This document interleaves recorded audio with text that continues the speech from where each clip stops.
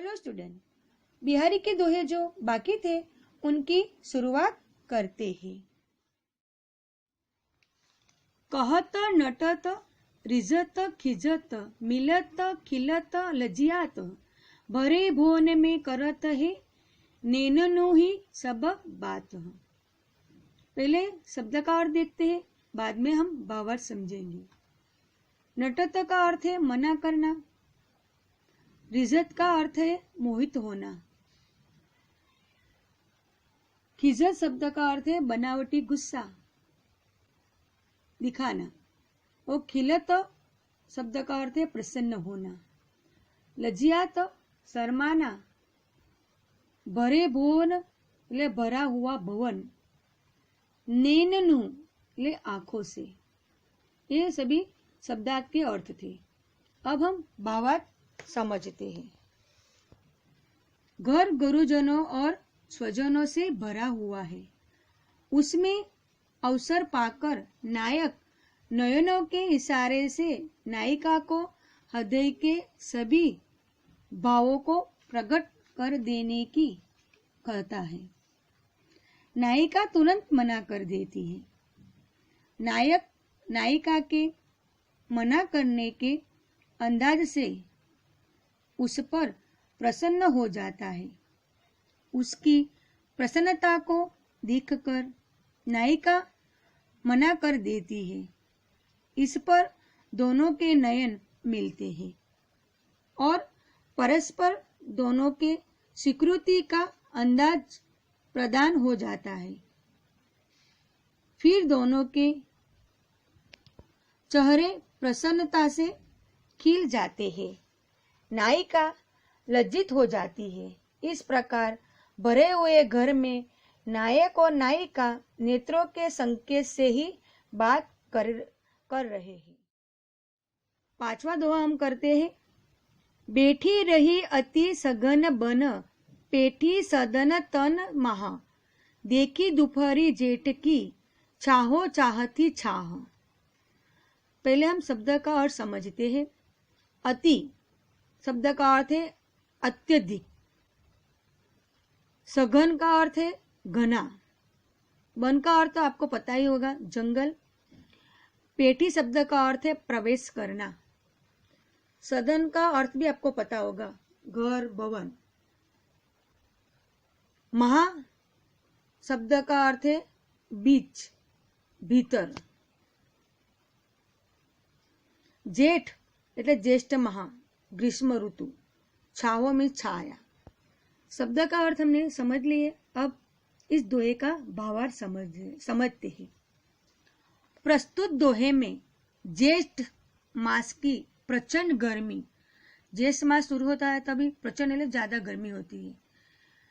गर्मी के प्रकोप का वर्णन करते हुए बिहारी कहते हैं कि भीषण गर्मी से जब पृथ्वी का संपूर्ण धरातल जल रहा होता है, ले सभी जगह पूरी तरह गर्मी होती है, ऐसे में हो सके तो बाहर जाने की अपेक्षा घर में ही निवास करना चाहिए। ऐसी प्रचंड गर्मी होती है तो हमें घर पे ही निवास करना चाहिए। सूर्य की तीक्ष्ण किरणों के प्रभाव के कारण कहीं भी छाया के दर्शन नहीं होते। जब ग्रीष्म ऋतु शुरू होता है तो प्रचंड गर्मी के कारण छाया के भी दर्शन नहीं होते। ऐसा लगता है कि मानो छा को भी छा की आवश्यकता होती है। अंततः ऐसा लगता है कि ज्येष्ठ मास की भीषण गर्मी से परेशान होकर छाया भी छाव की आकांक्षा में या तो सघन वनों में जाकर बैठ गई है। जंगलों में ज्यादा वृक्ष होते हैं, वहां ठंडक होती है, इसलिए छाया वनों में जाकर बैठ गई है अथवा लोगों के घरों में छिपकर बैठ गई है। यह दोहे का भावार्थ था। छठा दोहा। कागज पर लिखित न बनत कहत सदेशु लजात कहिए सबू तेरो हियो मेरे हिये की बात। यहाँ दोहे का शब्दार्थ समझते हैं। कागज का अर्थ है कागज, न बनत असमर्थ होना, सदेशु में संदेश, कहिए कहना, ये हृदय।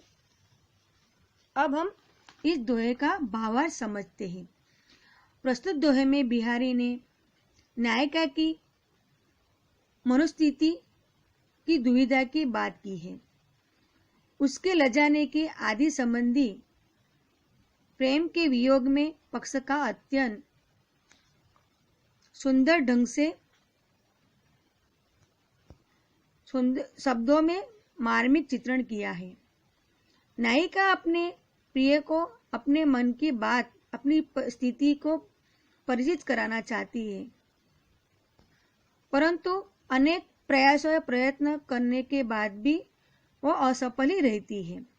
बिहारी कहते हैं कि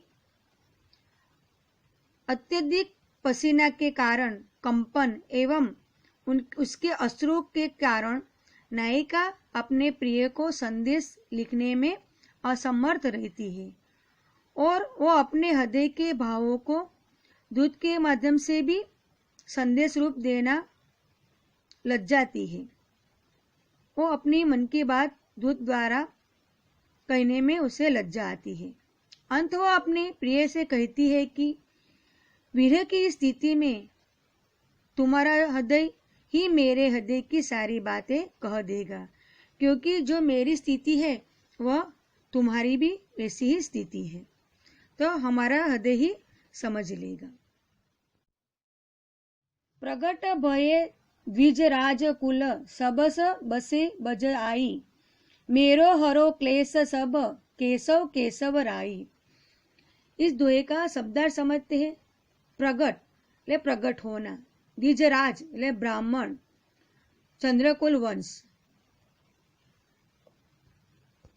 सुबस का अर्थ है स्वेच्छा, बसे का अर्थ है बसना, क्लेश शब्द का अर्थ है दुख, केशव मीन्स कृष्ण, केशव राय ले केशव राय, बिहारी के पिता का नाम। इस दोहे के दो अर्थ है, पिता के प्रसंग में एवं कृष्ण के प्रसंग में। प्रस्तुत दोहे में कवि भगवान कृष्ण का रूपक अपने पिता केशव राय से करके उनसे अपने क्लेशों को दूर करने की प्रार्थना करता है। कवि अपने पिता को भगवान श्री कृष्ण के साथ जोड़ते हैं। पिता के रूपक इसलिए किया गया है कि क्योंकि पिता संतान का दुख स्वभाव से ही हरता है। बिहारी भक्ति के मर्म के ज्ञाता है। अंततः एक पिता की मनस्थिति के अनुसार अपने सांसारिक दुखों को हरने के लिए केशव राय भगवान कृष्ण से प्रार्थना कर रहे हैं। कवि बिहारी कहते हैं कि आप चंद्रकुल या ब्राह्मण के यदुवंश में उत्पन्न हुए हैं और अपनी इच्छा से ब्रज में आकर रहने लगे। अंत है श्री कृष्ण, आप मेरे सभी सांसारिक कष्टों को दूर करो, मेरे दुख हरो। आठवां दोहा समझते हैं। जपमाला छापे तिलक सरेन एको कामू, मन काचे नाचे वृथा साचे राचे रामू। पहले हम शब्दार्थ समझ लेते हैं। जपमाला का अर्थ है जपने की माला। छापे का अर्थ है राम नामी छापे के वस्त्र। सरे शब्द का अर्थ है पूरा होना। एको एक भी। कामू शब्द का कार्य। मन काचे शब्द का अर्थ है कच्चा मन। वृथा शब्द का अर्थ है बेकार। साचे शब्द का अर्थ है सच्ची भक्ति वाला। राचे का अर्थ है प्रसन्न। रामो मीन्स भगवान या ईश्वर। अब हम इस दोहे का भावार्थ समझते हैं। प्रस्तुत दोहे में कवि ने ईश्वर भक्ति में ढोंग करने वाले पाखंडी की निंदा करते हुए सच्चे मन से ईश्वर की उपासना उपासना करने पर बल दिया है। माला का जाप, शरीर पर राम नामी वस्त्र धारण करना, माथे पर चंदन का तिलक लगाना आदि के सब बाह्य आडंबरों से, इन सबको प्रयासों से प्रभु भक्ति नहीं की जा सकती है। कच्चे मन वाले व्यक्ति भी व्यर्थ की ही बातों की ओर आकर्षित होते हैं। राम तो सच्चे मन की भक्ति से ही प्रसन्न होते हैं। अर्थात जो लोग ढोंग और पाखंड से प्रभु की प्राप्ति संभव नहीं है, उन्हें तो केवल शुद्ध और पवित्र मन से ही प्राप्त किया जा सकता है। आज हमने बिहारी के दोहे समझे।